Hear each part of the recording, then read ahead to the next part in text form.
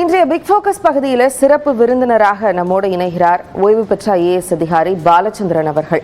வயநாடு நிலச்சரிவு ஒரு பேரிடராக, தேசிய பேரிடராக அறிவிக்கப்பட வேண்டும் அப்படிங்கிற கோரிக்கை எல்லா தரப்பிலிருந்தும் எழுந்திருக்கக்கூடிய இந்த நேரத்தில் அதற்கான சாத்தியக்கூறுகள் இருக்கா, இல்லை ஏன் அதற்கான சாத்தியக்கூறுகள் இல்லை அப்படிங்கிறது தான் இன்றைய விவாத பொருளாக இருக்கிறது.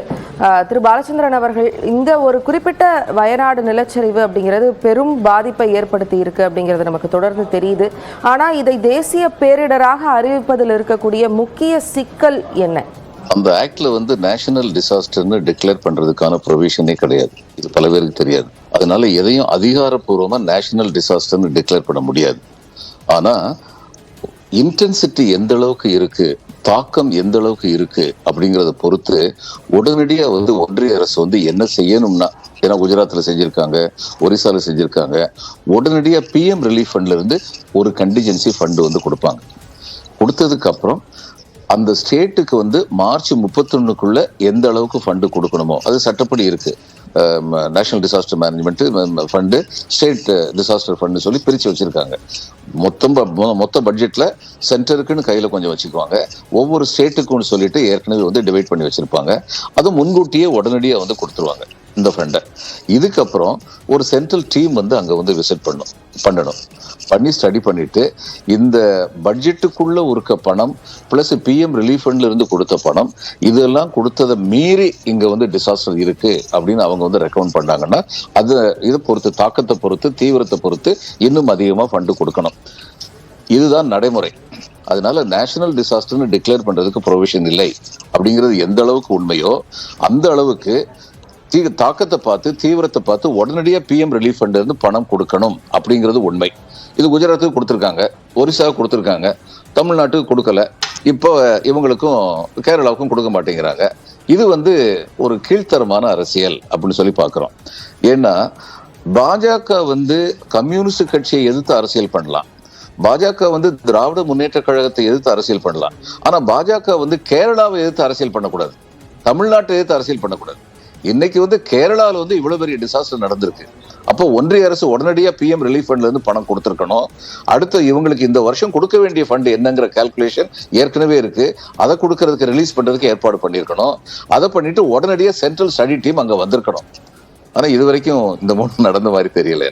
இப்ப இருக்கக்கூடிய நடைமுறைகளை பொறுத்த வரைக்கும் இரண்டாக இங்க கேள்வி புரியுது. ஒண்ணு, பிரதமரும் சரி, இல்ல மத்திய பாஜக அரசும் சரி, தென் மாநிலங்களை ஒரு மாற்றாந்தாய் மனப்பான்மையோடு பாக்குது அப்படிங்கிறது இதுல மீண்டும் ஊர்ஜிதப்படுத்துது அப்படின்னு சொல்லப்படுற விமர்சனம் குறித்து உங்களுடைய கருத்து? தென் மாநிலங்கள் இல்ல, பாஜக ஆளாத மாநிலங்கள் எல்லாத்திலுமே இதைத்தான் பண்றாங்க. பாருங்க, இதுவரைக்கும் ஒரிசாவுக்கு கேட்ட போது கேட்காத போதெல்லாம் அள்ளி கொடுத்தாங்க. ஏன்னா அவங்க அவங்களுக்கு சப்போர்ட்டா இருந்தாங்க. இப்ப இவர் பட்நாயக் ரொம்ப கிளீனா சொல்லிட்டாரு, we will stand as a real opposition சொல்லிட்டாரு. இனிமே ஒரிசாவுக்கு பாவம், அவங்களுடைய துரதிருஷ்டம், ஏறக்குறைய வருஷத்துக்கு ஒருக்கும் அங்க சைக்ளோன் வரும். ஒரிசாவுக்கும் பங்களாதேஷுக்கும் வெஸ்ட் பெங்காலுக்கும் பங்களாதேஷுக்கும் அந்த கோஸ்டல் ஏரியால உள்ளதுனால அந்த கஷ்டம் உண்டு. ஆனா இந்த தடவை அவங்க என்ன பண்ண போறாங்கன்னு இப்பயே எனக்கு பயமா இருக்கு. பண்ண மாட்டாங்க. இப்படி இருக்கக்கூடாது. அரசு எல்லோருக்கும் பொதுவானது. இப்ப பாஜக அரசு தான் ஒரிசாவில் இருக்கு அப்படிங்கிறதுனால அவர்களுக்கான அந்த ஒரு சின்ன பிரீத்திங் லைன் இருக்கலாம். யூ ஆர் ரைட், எடுத்துக்கலாம், அப்படி எடுத்துக்கலாம். ஆனா மேற்கு வங்கத்துக்கோ இவங்க தமிழ்நாட்டுக்கோ கேரளாவுக்கோ இவங்க ரியாக்ஷன் ரொம்ப ஸ்லோவா இருக்கும், அல்லது ரியாக்ஷனே இருக்காது. தமிழ்நாட்டை நம்ம ஏற்கனவே பார்த்தோம், இப்ப கேரளாவை பார்த்துக்கிட்டு இருக்கோம். இதை போல கொடுமை எதுவுமே கிடையாது. இப்போ நீங்க முன்னாடியே சொன்ன மாதிரி அந்த ஒரு ப்ராசஸ் அப்படிங்கிறதுல ஒரு தேசிய ஆய்வுக்குழு இங்க என்ன பேரிடர் நடந்திருக்கு அப்படின்னு ஆய்வு பண்ணணும். அவங்களும் உடனடியாக வரல. இப்போ தமிழ்நாடை பொறுத்த வரைக்கும் கூட ரொம்ப காலதாமதமாக வந்தாங்க. மார்ச் மாதம், அந்த முன்னாடி ஆண்டு நவம்பர் டிசம்பர்ல நடந்த பேரிடருக்கு மார்ச் மாதம் தான், அதுவும் 270 கோடி நமக்கு நிவாரணமாக தமிழகத்திற்கு அறிவிக்கப்பட்டது. அப்படிங்கிற பட்சத்துல இப்போ மீண்டும் அந்த ஆய்வுக்குழு வராமல் இருக்கிறது அப்படிங்கிறது ப்ராசஸ்ல இல்லையா? அவங்க வரணுங்கிறது ப்ராசஸ் தானே, சட்டப்படி அதை அவர்கள் செய்யணும் இல்லையா? ஆமா, கண்டிப்பா வரணும். தமிழ்நாட்டுக்கு 270 கோடி கொடுத்தாங்கன்னு சொல்றீங்களே, அதே என்னன்னா அவ்வளவு பெரிய டிசாஸ்டர் வரலன்னா கூட அந்த 270 கோடி தமிழ்நாட்டுக்கு கொடுக்கணும். ஏன்னா அது பட்ஜெட் ப்ரொவிஷன்.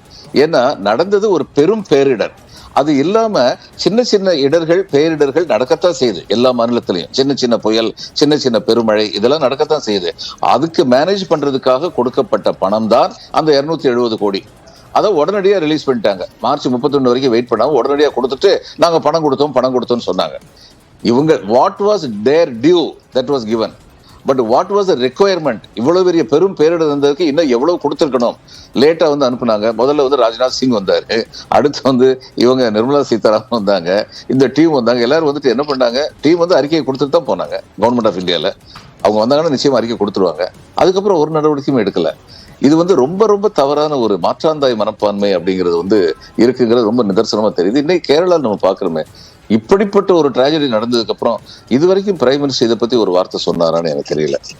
இரண்டாவது கேள்வியா இங்க என்ன முன்வைக்க வேண்டி இருக்கு அப்படின்னா, இது சட்டத்தில் அதற்கு இடமில்லை அப்படின்னும் போது சட்டத்தை சீர்திருத்த வேண்டிய காலம் வந்துருச்சா? ஏன்னா முக்கியமா இந்த தென் மாநிலங்களை பொறுத்த வரைக்கும் இப்ப கிளைமேட் டிசாஸ்டர் ப்ரோன் இடமாக இது ரேபிடா மாறிட்டே வருது. உலகம் முழுக்கவே கிளைமேட் டிசாஸ்டர்ஸ் அதிகமா இருக்கு அப்படின்னும் போது சட்டத்தை சீர்திருத்துவதற்கான காலம் அப்படிங்கிறது வந்துருச்சு. அது அவசியமாக இருக்கு அப்படின்னு எடுக்கலாம். இருக்கலாம். பெரும் பேரிடர்ங்கிறது என்னங்கிறத டிஃபைன் பண்ண வேண்டியிருக்கு. இப்போ நேஷனல் டிசாஸ்டர் அப்படின்னு எதை வந்து கருதலாம் அப்படின்னு சொல்லி டிஃபைன் பண்ண வேண்டியிருக்கு நிச்சயமா. ஆனா அந்த டெஃபினிஷன் கொடுக்கறோமோ இல்லையோ, அந்த எஸ்ஓபின்னு சொல்லுவோம் நாங்க வந்து நிர்வாகத்துல, ஸ்டாண்டர்ட் ஆபரேட்டிவ் ப்ரொசீஜர் அப்படின்னு. அப்ப இந்த ஸ்டாண்டர்ட் ஆபரேட்டிவ் ப்ரொசீஜர் என்ன? உடனே நீங்க டிவியில பாக்கலையா, சேட்டலைட்ல பாக்கலையா, உடனடியா வந்து என்ன பண்ணணும், பிஎம் ரிலீஃப் ஃபண்ட்ல இருந்து பணம் கொடுக்கணும்.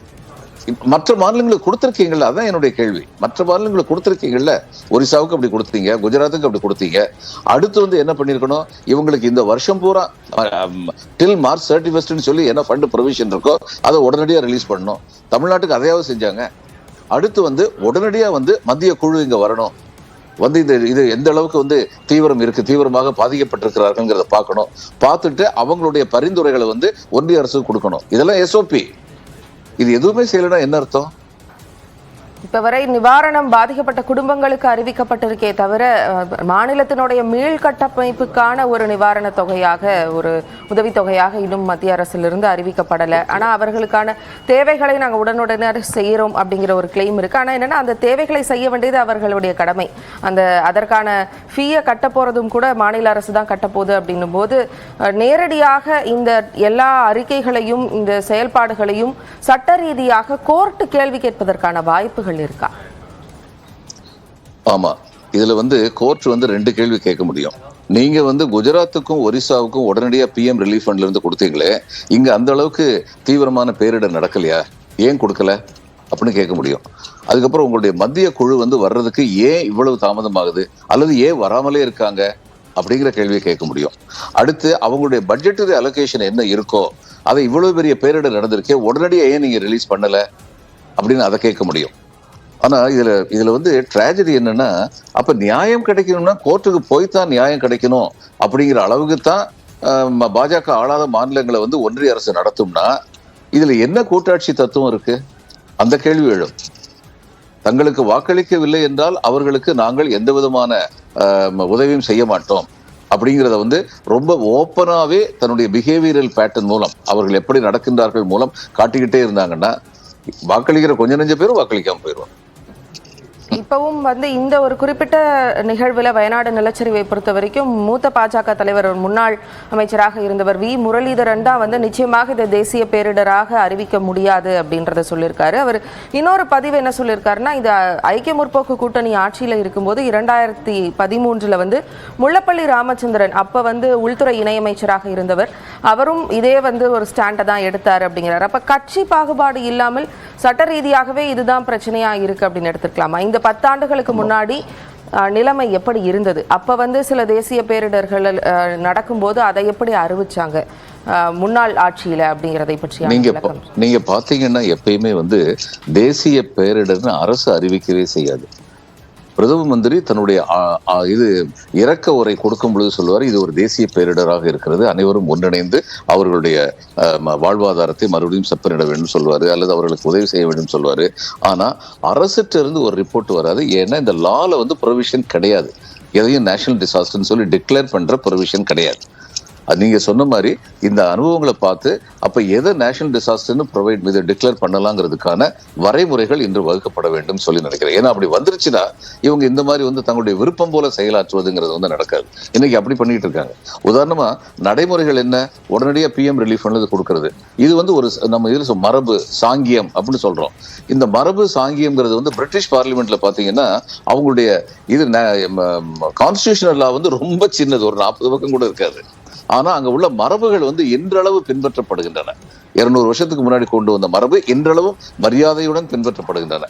ஆனா நம்ம நாட்டுல மரபுகளுக்கு மரியாதை இல்லைன்னு போயிடுச்சுன்னா அப்ப சட்டபூர்வமான அங்கீகாரங்கள் தேவைப்படுகின்றன.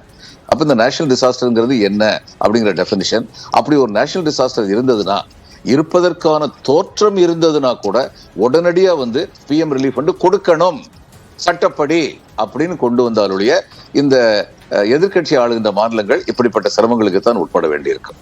இப்ப சட்டப்படி இதற்கான ஒரு தீர்வு வரணும் அப்படிங்கிற பட்சத்துல அந்த சட்டத்தை உருவாக்குவதற்கான முதல்கட்ட பணிகளாக யார் முன்னெடுக்கணும்? ஏன்னா இன்னைக்கு தேசிய பேரிடராக அறிவிக்கணுங்கிற கோரிக்கையை எல்லா மாநில அரசுகளும் முன் வச்சுட்டே இருக்காங்க. ஆனா பார்லிமெண்ட்ல இப்ப அவர்களுடைய எம்பிக்கள் பலத்தை கொண்டு அவர்கள் இதை ஒரு சட்டமாக மாற்றுவதற்கான முயற்சிகள்னு எடுக்க வேண்டியது இவர்களுடைய கடமையாக இருக்கா? அதற்கான சாத்தியக்கூறுகள் இருக்கா? அங்க மெஜாரிட்டியா என்டிஏ இருக்கும் பொழுது பார்லிமெண்ட் தனிநபர் தீர்மானம் கொண்டு வரலாம், கட்சிகள் ஒன்று சேர்ந்து தீர்மானத்தை ப்ரப்போஸ் பண்ணலாம். ஆனா அப்படிலாம் வரும்பொழுது அதுல முடிவெடுக்க வேண்டியது நாடாளுமன்றம். அதுல மெஜாரிட்டியா இருக்கிறது என்டிஏ. இவங்க இதை அனுமதிப்பாங்களா இல்லையா அப்படிங்கிறது ஒரு பக்கம். சரியானபடி சொன்னா ஒன்றிய அரசே இன்னைக்கு சட்டம் இதுல ஒரு டிஃபெக்ட் இருக்கு, நேஷனல் டிசாஸ்டர் எதையும் டிக்ளேர் பண்ண முடியாத அளவுக்கு சட்டம் இருக்குனால சட்ட திருத்தம் கொண்டு வரணும். ஆனா அவங்க கொண்டு வர மாதிரி தெரியல. அப்ப இவங்க போகும் பொழுது அதுவும் தோற்கடிக்கப்படும், அதுக்கான வாய்ப்புகள் இருக்கு. இல்ல நாங்க தேவையான உதவியெல்லாம் செய்யறோம், இது ஒரு டெக்னிக்கல் இதுதானே, நேஷனல் டிசாஸ்டர்னு எதுக்கு சொல்லணும் அப்படின்னு சொல்லி அவங்க நிலை எடுக்கலாம். அந்த நிலை எடுத்தார்கள் என்றால் அப்போ இவங்க நீதிமன்றத்துக்கு போகணும். ஏன்னா இதுல பார்ட்டிசான் ஆட்டிடியூட் இருக்கு, மாற்றாந்தாய் மனப்பான்மை இருக்கு. குஜராத்னா உடனடியா பிஎம் ரிலீஃப் ஃபண்ட் 1000 கோடி கொடுக்குறாங்க, ஒரிசாவுக்கு உடனடியா கொடுக்குறாங்க. ஆனா எங்களுக்கு அது மாதிரி கொடுக்க மாட்டேங்கிறாங்க. அதனால இதை சட்டப்பூர்வமாக இவைகள் எல்லாம் செய்யப்பட வேண்டும் அப்படின்னு சொல்லி சட்ட திருத்தம் கொண்டு வரணும்னு சொல்லி நீதிமன்றத்துக்கு போனா உச்ச நீதிமன்றம் ஆணையிட்டால் சட்ட திருத்தம் கொண்டு வரத்தான் வேண்டும். நிச்சயமாக. அப்ப உச்சநீதிமன்றத்தினுடைய ஆணை தான் இதற்கான ஒரு தீர்வாக இருக்கும். இல்லைன்னா சட்ட திருத்தம் கொண்டுவதற்கு பாஜக முன்னின்று அவர்கள் ஒரு மெஜாரிட்டியாக இருக்கிறதுனால அவர்கள் ஒரு சட்ட திருத்தத்தை ப்ரப்போஸ் பண்ணணும் அப்படிங்கிறது தான் இன்றைய ஒரு தீர்வாக, ஒரே தீர்வாக முன்வைக்கப்படுது அப்படிங்கிற வகையில் இதை எடுத்துக்கலாம். ஏன்னா தொடர்ந்து தமிழகத்தை பொறுத்த வரைக்கும், தென் மாநிலங்களை பொறுத்த வரைக்கும் இந்த டிசாஸ்டர்ஸ் அப்படிங்கிறது நாளுக்கு நாள் அதிகமாயிட்டே வரக்கூடிய ஒரு சூழலை நம்ம பார்க்குறோம். கிளைமேட் சேஞ்ச் சார்ந்து பல்வேறு மாற்றங்களை பார்த்துட்டு இருக்கோம். அப்ப இது ரொம்ப அவசியமான காலகட்டமாக இருக்கு. இந்த தேசிய பேரிடர் அப்படின்னு எதை அறிவிக்கலாம் அப்படிங்கிற அந்த ஒரு தொடர் விவாதத்திற்கான தீர்வு கிடைக்க வேண்டியது ஒரு அவசியமாக இருக்கு அப்படிங்கிறதை உங்களுடைய பதில்களிலிருந்து புரிஞ்சுக்க முடிஞ்சது. இந்த நேரத்தை எங்களுக்காக வழங்கி எங்களோடு பேசினதற்கு ரொம்ப நன்றி சார். ஒரு சிறிய இடைவேளைக்கு பிறகு செய்திகள் தொடரும்.